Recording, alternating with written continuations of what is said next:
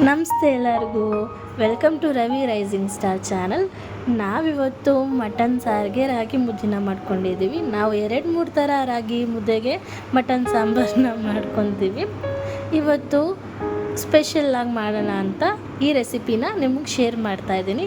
ಮೊದಲಿಗೆ ನಾವು ಒಂದು ಕಡಾಯಿಗೆ ಸ್ವಲ್ಪ ಎಣ್ಣೆ ಹಾಕ್ಕೊಂಡು ಹಸಿಮೆಣ್ಸಿನ್ಕಾಯಿ, ಒಣಮೆಣ್ಸಿನ್ಕಾಯಿನ ಹಾಕ್ಕೊತಾ ಇದ್ದೀನಿ. ಇಲ್ಲಿ ನಾನು 2 ಈರುಳ್ಳಿನ ಬಳಸ್ಕೊತಾ ಇದ್ದೀನಿ. ನೀವು ಬೇಕಂದರೆ ನಾನು ಅರ್ಧ ಕೆಜಿಗೆ 2 ಈರುಳ್ಳಿನ ಬಳಸ್ಕೊತಿದ್ದೀವಿ. ನೀವು 1 ಕೆಜಿಗೆ ಅದನ್ನು ಡಬಲ್ ಹಾಕ್ಕೊಳ್ಬೋದು. ಇನ್ನು ಮತ್ತು 1 ಹಿಡಿಯಷ್ಟು ಬೆಳ್ಳುಳ್ಳಿ, ಒಂದು ಅರ್ಧ ಸ್ಪೂನ್ ಇಲ್ಲಾಂದರೆ 1 ಸ್ಪೂನಷ್ಟು ಧನಿಯಾ ಸೀಡ್ಸ್ನ ನೀವು ಹಾಕ್ಕೊಬೋದು.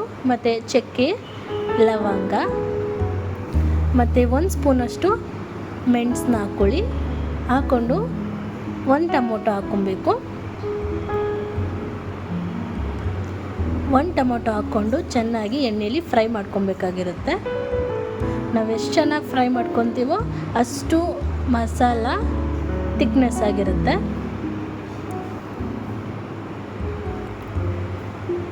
ಚೆನ್ನಾಗಿ ಫ್ರೈ ಮಾಡ್ಕೊಬೇಕು. ಇಲ್ಲಿ ನಾನು ಶುಂಠಿನ ಆ್ಯಡ್ ಮಾಡ್ಕೊಂಡಿದ್ದೀನಿ.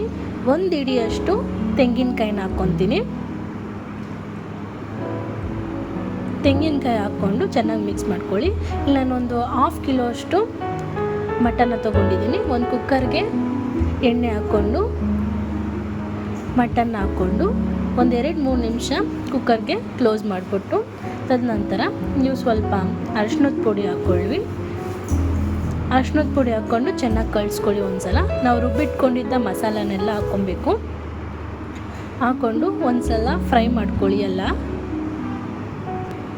ಚೆನ್ನಾಗಿ ಒಂದ್ಸಲ ಎಲ್ಲ ಕಲಿಸ್ಕೊಳ್ಳಿ.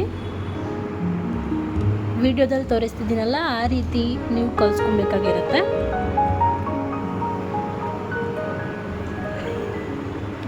ನಾನಿಲ್ಲಿ ಕಲ್ಲುಪ್ಪನ್ನ ಬಳಸ್ತಿದ್ದೀನಿ. ಕಲ್ಲುಪ್ಪು ಹಾಕ್ಕೊಂಡು ನಾವು ಒಂದ್ಸಲ ಚೆನ್ನಾಗಿ ಕಲಿಸ್ಕೊಬೇಕಾಗಿರುತ್ತೆ. ಯಾಕಂದರೆ ಅದು ಚೆನ್ನಾಗಿ ಕರಗುತ್ತೆ ಅಂತ.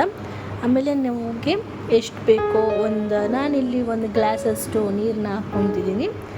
ಹಾಕ್ಕೊಂಡು ಕುಕ್ಕರ್ಗೆ 2 ವಿಸಿಲ್ ಬರೋ ತನಕ ಕೂಯಿಸ್ಕೊಂಡ್ರೆ ರುಚಿಕರವಾದ ಮಟನ್ ಸಾರು ಜೊತೆಗೆ ಮುದ್ದೆಗೆ ತುಂಬ ಚೆನ್ನಾಗಿರುತ್ತೆ.